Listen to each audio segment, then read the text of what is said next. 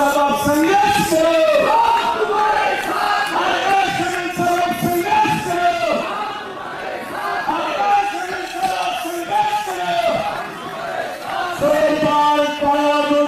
जय भीम।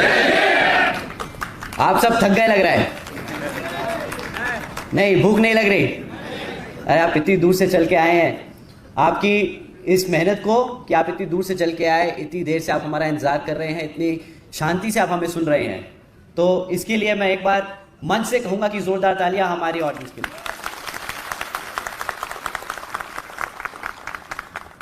यहाँ पे आज इतनी बड़ी संख्या में हमारी माताएं बहनें जो इतनी दूर से आई, आप सभी का मैं तहे दिल से धन्यवाद और शुक्रिया अदा करता हूँ। और स्पेशली जो छोटे छोटे बच्चे आज यहाँ मौजूद हैं, आप सभी का मैं तहे दिल से धन्यवाद भी करता हूँ कि आप सब आए, पार्टी के मिशन के बारे में सुन रहे हैं, समझ रहे हैं और आगे जाके समाज में बताने का काम कर रहे हैं। तो आप सभी का तहे दिल से धन्यवाद। एक बार जोरदार तालियां हमारे सभी माता बहनों के लिए। आज पहली बार मीटिंग में, कार्यकर्ता सम्मेलन में मैंने इतने छोटे छोटे बच्चे मीटिंग में आते हुए देखे, तो बहुत अच्छा लगा कि हमारे आने वाली पीढ़ी किस तरीके से बढ़ रही है।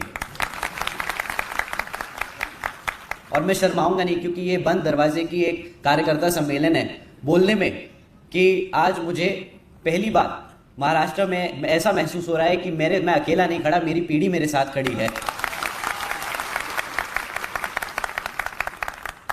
साथ ही आज यहाँ इतनी बड़ी संख्या में हमारे युवा साथी और बुजुर्ग सभी इतनी बड़ी संख्या में आज यहाँ मौजूद हैं, इतनी देर से इतनी पेशेंटली हमें सबको सुन रहे हैं। तो एक बार जोरदार तालियां हमारे सभी युवा और बुजुर्ग साथियों के लिए। साथियों, सबसे पहले मैं अपने सभी संतों, गुरुओं, महापुरुषों को, जिसमें खासकर महात्मा ज्योतिबा फुले, छत्रपति शाहूजी महाराज, नारायण गुरु, तात्या भील मामा जी, पेरियार रामास्वामी जी, बाबा साहब डॉक्टर भीमराव अंबेडकर जी एवं मान्यवर साहब श्री कांशीराम जी को नमन करता हूं।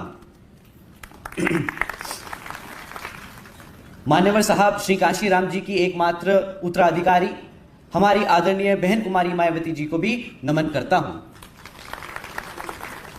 उत्तर प्रदेश की 4 बार मुख्यमंत्री, लोकसभा व राज्यसभा की कई बार सदस्य रही आदरणीय बहन कुमारी मायावती जी, जिन्होंने अपने सभी SC, ST, OBC एवं अल्पसंख्यक समाज के साथ साथ सब समाज में से गरीबों और कमजोरों के लिए अपना पूरा जीवन समर्पित किया। तो मुझे गर्व है कि मुझे ऐसे महान नेता के नेतृत्व में काम करने का मौका मिल रहा है।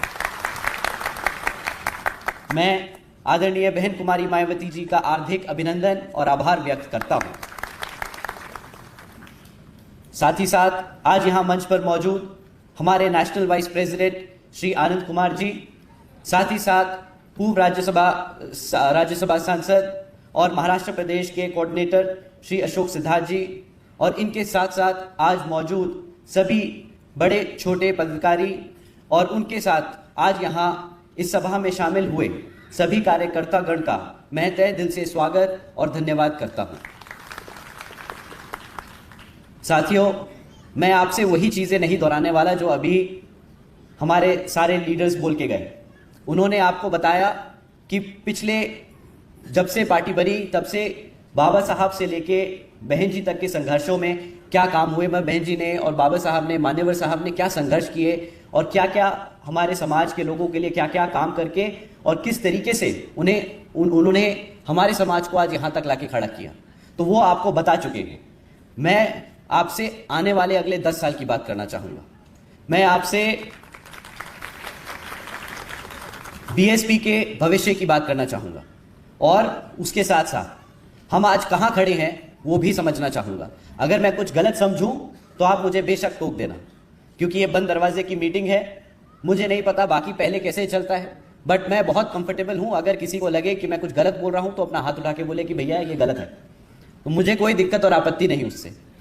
तो साथियों, आज मैं आपसे आज का और आने वाले 10 साल का उसके बारे में बात करूँगा। पर इन सब में जो टिपिकल एक भाषण होता है, मैं वो आज आपके सामने नहीं रखूंगा। ना मैं आपसे आज यहाँ की जो कहूँ अगर निकम्मी एक नाथ शिंदे, शिवसेना और बीजेपी की जो बिल्कुल ही बेकार सरकार चल रही है उसके बारे में भी बात नहीं करने वाला। ना मैं आज केंद्र की भाजपा की सरकार जो सिर्फ धोखा और घोटाले करने वाली है, जो आज तक अभी किसी के सामने आया नहीं, पर जैसे ही ये सरकार केंद्र से हटेगी तब आपके सामने आएगा कि किस कदर इसने हमारे समाज को अंदर से खोखला किया है। ना मैं इसकी आज बात करूंगा और ना मैं बात करूंगा ऐसे कोई लंबे चौड़े वादे जो हम 2024 में करके दिखा देंगे। मैं आज आपसे सीधी बात करूंगा और वो बात करूंगा जो मैंने पिछले 2.5-3 साल में आप सबसे सुनी है, जो महसूस करी है। और अगर कुछ गलत महसूस या समझा तो आप प्लीज मुझे टोक देना। मैं पिछले 2.5-3 साल में ये समझा जो हमारे कार्यकर्ता हैं वो कुछ थोड़े से परेशान हैं करंट स्ट्रक्चर को लेके, करंट तरीकों को लेके, जिस तरीके से पार्टी चल रही है उसमें बहुत कमियां हैं। अगर मैं आपके सामने 2-3 रखूं तो आप मुझे बताना आपको कैसा लगा कि ये सही है कि गलत है। क्या आप सबको ये लगता है कि हमारे कुछ पदाधिकारी पार्टी को फायदा पहुंचाने से ज्यादा नुकसान पहुंचाने का काम कर रहे हैं? सही है? नाम नहीं लेना, हम बस काम की बात कर रहे हैं। हाँ, क्या आप सबको लगता है कि हमारी पार्टी में कुछ काबिल लोगों को आगे मौका नहीं दिया जा रहा और नाकाबिल लोगों को आगे रखा जा रहा है? सही बात है? सही बात। क्या आप सबको लगता है कि हमारी पार्टी में युवा साथियों को उतना मौका नहीं दिया जाता जितना दूसरी पार्टियों में दिया जाता है? यह भी बात सही है? एक बार आप सब अपने हाथ उठा के बता दो कि अगर इन तीनों में से तीनों बातें सही हैं, आपको सही लगी तो एक बार हमें पता चल जाए। देखिए साथियों, इनके जवाब हमारी बहन जी कई बार दे चुकी हैं। ये बात जो आपको लगता है सही है, ये जो बात आप समझ रहे हैं, जो आप दबी आवाज में बोलते हैं, वो बहन जी तक पहुंचती है। और बहन जी ने इनके लिए कई बार सोल्यूशन भी दिए, कई बार इसके लिए आपको आगे सोल्यूशन दिए ताकि हम उसे सुधार सकें। ऐसा नहीं है कि ये दिक्कतें बहन जी तक नहीं पहुंची, बट मैं आप लोगों के बीच में एक बार दोबारा से ये दोहराना चाहता हूं, इसलिए ताकि आपको भी मालूम हो कि आपकी दिक्कतें, आपकी परेशानी या आपको जो कमियां लग रही हैं वो लीडरशिप तक पहुंच रही है कि नहीं। तो साथियों, ये बहन जी की तरफ से मैं आप सबसे बोलता हूं कि हाँ, हमने इन दिक्कतों को समझा है, देखा है, महसूस किया है और इसके लिए कई बारी इसके लिए समाधान, इसके लिए हमने सॉल्यूशंस भी देने के काम करेंगे। परंतु साथियों, इनके जवाब जैसे मैंने कहा बहन जी ने कई बार दिए, परंतु परेशानी इन के जवाबों को ढूंढने में नहीं है। बहन जी ने इन सवालों के जवाब कई बार दिए, बल्कि हमें परेशानी इन सवाल के जो जवाब हमें मिले उनको जमीनी स्तर पर इंप्लीमेंट करने में आती है। क्या आप ये मानते हैं कि बहन जी ने अगर आप लोगों की परेशानी समझी और उसका सोल्यूशन दिया तो शायद हम उसको इंप्लीमेंटेशन में कहीं छोड़ गए? क्योंकि अगर आपकी बात उन तक पहुंची है तो उन्होंने भी समझा कि अपने कार्यकर्ता की अगर दिक्कतें हम सॉल्व नहीं करेंगे तो पार्टी आगे नहीं बढ़ेगी। पार्टी कार्यकर्ता से बनती है और कार्यकर्ता चलता है तो पार्टी चलती है। ये बहन जी और हम सब मंच पे जो मौजूद हैं सब बखूबी समझते हैं। तो शायद सोल्यूशन देने में दिक्कत नहीं, सोल्यूशन को इंप्लीमेंट करने में कुछ कमियां रह गई हैं। मैंने कई बार सुना है हमारे साथियों से कि फलाना पार्टी में तो बहुत तेजी से काम हो रहा है, जमीनी स्तर पे काम हो रहा है। मैंने अपने साथियों से सुना है कि भाई फलाना पार्टी में तो यूथ विंग है, उस पार्टी में तो सोशल मीडिया विंग है। पर साथियों, मैंने ये कई बार सोचा कि यार ये तो बात सही कह रहे हैं हमारे लोग कि यार दूसरी पार्टियों में यूथ विंग होता है, पर बहन जी ने इसका क्या सोल्यूशन दिया और हमने उसका क्या इंप्लीमेंटेशन किया। दूसरी पार्टियां यूथ विंग बना के उसे रीजनल स्तर पे छोड़ देती है, कॉलेज के लेवल पे छोड़ देती है, लोकल बॉडीज तक छोड़ देती है।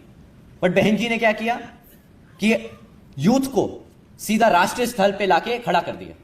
बहन जी ने क्या करा, सब यूथ को ऊपर से लेके नीचे तक पार्टी के हर पदाधिकारी के हर लेवल पे 50% यूथ को रिजर्वेशन दिया। बहन जी ने वो काम किया एक कदम आगे बढ़ के जो दूसरी पार्टियां पीछे रह गई। पर दिक्कत कहां आई, हम आज तक, और मैं ये बड़ा खुल के बोल रहा हूं, बुरा मत मानिएगा, हम आज तक वो सारे पद कभी सही तरीके से पूरे नहीं भर पाए।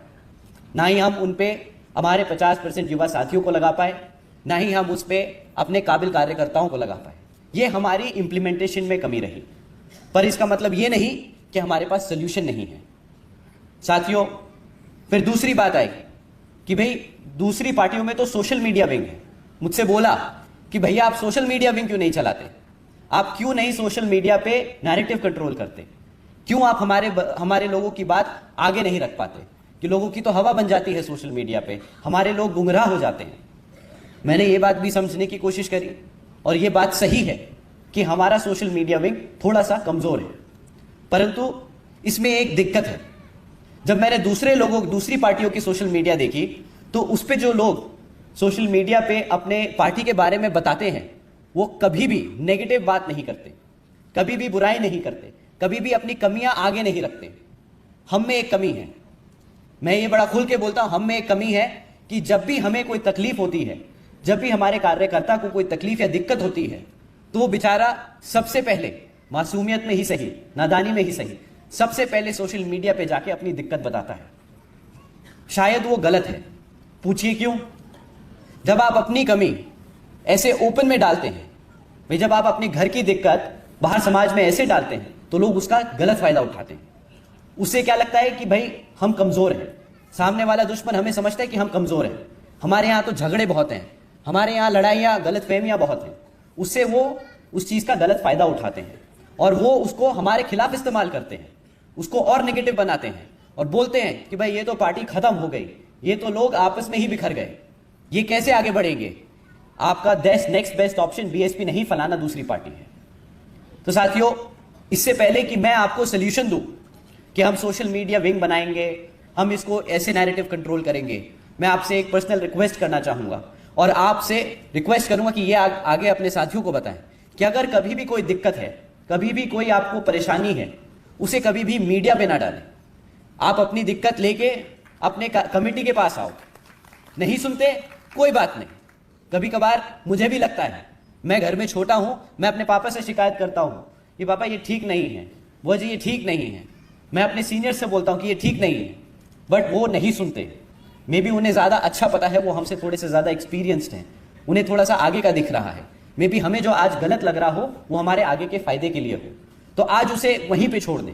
आपने अपनी बात रखी, आपने अपनी कमेटी तक अपनी बात पहुंचाने का काम किया, आपने वहां तक लेके गए, आपने अपना मैसेज डाल दिया, आपका मैसेज कहीं ना कहीं जरूर सुना जाएगा। जैसे आज मैं आपके सामने 3 कमियां लेके आया, तो ये आप ही सभी की कमी है, आपने कभी इसको ऊपर खोलने में नहीं बोला, बट आपकी कमियां, आपकी जो आपने जो कमजोरियां बताई वो पहुंच गई ना लीडरशिप तक। ऐसे ही अगर आप अपनी कमियां सोशल मीडिया पे ना डालकर अपने कमेटी में, अपने लोगों में बताएं, उससे बाहर दुश्मन वाला हमारी कमियों का फायदा नहीं उठाएगा।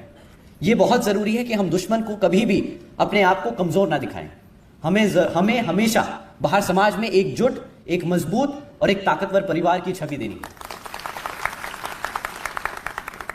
तो साथियों, इससे पहले मैं आपको सोशल मीडिया का एक बहुत बड़ा प्लान दूं, आपसे रिक्वेस्ट करूंगा कि आप सोशल मीडिया पे कभी नेगेटिव ना डालें और कोशिश करें जब भी कोई आपको कोई पॉजिटिव न्यूज दिखे, कोई मीटिंग ले रहा है, कोई कैडर ले रहा है, कोई अच्छी बात कर रहा है, आपस में ही परिवार में 4 लोग बैठ के बात कर रहे हैं, उसे आप डालो।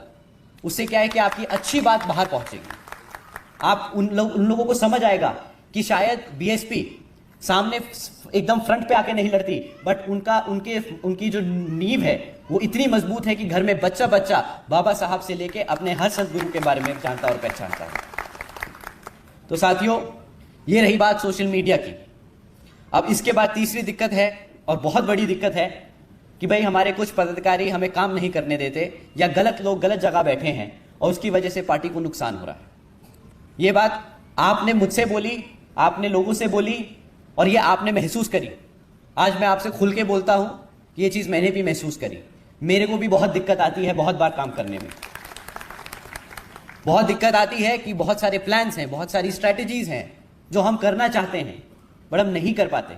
हम मजबूर हैं कि स्ट्रक्चर अभी ऐसा बना हुआ है जिसमें कुछ लोग ऐसे बैठे हैं जिनको हम अभी छेड़ नहीं सकते, जिनको हम अभी हिला नहीं सकते।